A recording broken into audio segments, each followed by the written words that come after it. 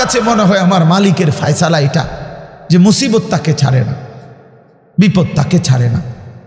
আল্লাহর নবী সাল্লাল্লাহু আলাইহি ওয়াসাল্লাম বলেন, এই প্রচণ্ড মুসিবতের ভিতরেও আমার হুকুমটা মেনে যে আখিরাতে গেল, আল্লাহ তাআলা ফেরেশতাকে বলবে, আমার এই বান্দাকে জান্নাতের চারদিকটা একবার ঘুরাইয়া জান্নাতের দরজা বরাবর একটু দাঁড় করাইয়া আবার নিয়ে আসো। কসম আল্লাহর, এটা হাদিস। ওই জীবনভর দুঃখ কষ্টে আল্লাহর হুকুম মেনে গেছে, সেই লোকটাকে চারদিকে ঘুরাইয়া জান্নাতের দরজার কাছে একটা মিনিটের জন্য ফেরেশতা দাঁড় করাবে। জান্নাতের একটা মিষ্টি বাতাস 1 সেকেন্ডের জন্য তার কলিজাটার মধ্যে আইসা লাগবে ভিতর থেকে।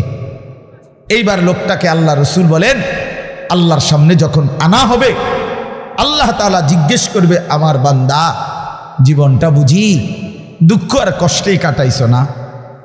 কসম আল্লাহর হাদিসে আছে, ওই বান্দা বলবে, মাওলা বলেন কি মাওলা, জীবনে দুঃখ কি জিনিস আমি তো কখনোই দেখিনি। আল্লাহর কসম, রসুল বলছে, মুমিন ওই 1 সেকেন্ডের জান্নাতের বাতাস তার 70 বছরের দুঃখ ভুলায় দেবে, মুসিবত ভুলায়। এজন্য বন্ধু চালাক মনে করেন না, সিটার বাটপার যারা, হ্যাঁ আমনে চালাক, আমরা বেকুব, জি না, আমরা ভাত খাইয়া বড় হয়েছি। আমি বন ফানি চা দিয়া ভিজাইয়া বড় খাইয়া বড় হয়েছি না। যুবক তোমরা যারা নামাজ পড়ো না, আর সারাদিন নারীর ছবি আর নর্তকীর নাচ গান আর এই ফালতু জিন্দিগি, সমবয়সীদের সাথে আড্ডার মাস্তানি আর এই সদর বদর, তুমি চালাক বেটা। হ্যাঁ আমি বেওকুফ। কেন বেওকুফ হবো আমি? তুমি যা খাইয়া বড় হইছ, আমি তো তা খাইয়েই বড় হইছি। এই মাটি আলো বাতাসে যদি তুমি বড় হও, তো আমি কি মাটির তলে বড় হইছি? বুঝবো না কেন?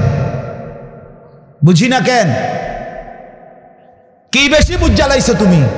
আপনারা যারা সুদ খান, ঘুষ খান, হারাম খান, আপনাদের যাদের অবৈধ উপার্জন, আপনাদের যাদের স্ত্রী বেপর্দা, আপনাদের যাদের মেয়ে বেপর্দা, আপনাদের যাদের ঘরে রঙিন টেলিভিশনে নাচ গান নর্তকীর ছবি সারা বছরের পর বছর চলে, আপনারা মোটেই চালাক না, আপনারা বেওকুফ, আপনাদের ফ্যামিলিও বেওকুফ। মিয়া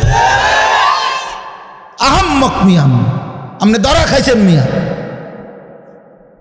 আপনি হেরে গেছেন, মিয়া হেরে গেছেন, জীবনের কাছে হেরে গেছেন, আখিরাতের সামনে হেরে গেছেন, কবরের সামনে হেরে গেছেন। আপনি সামান্য দুনিয়ার লেগা, অথচ এই দুনিয়া নেককাররাও ভোগ করে কিনা বলেন না কেন? নামাজ পড়লে ফাঙ্গাস মাছের যে স্বাদ, বেনামাজিরও এই স্বাদ। বেনামাজি যেটারে টাইলস কয়, নামাজি এটারে টাইলস কয়, এতে কোনো মাটি কয় না। তাহলে আপনি আহামরি কি দুনিয়া ভোগ করলেন বলেন? কি জন্য আখিরাত ছেড়ে দিলেন? আল্লাহ আমাদেরকে বুঝার তৌফিক দান করে। অতএব বাপ, আমার কথা একটু শক্ত,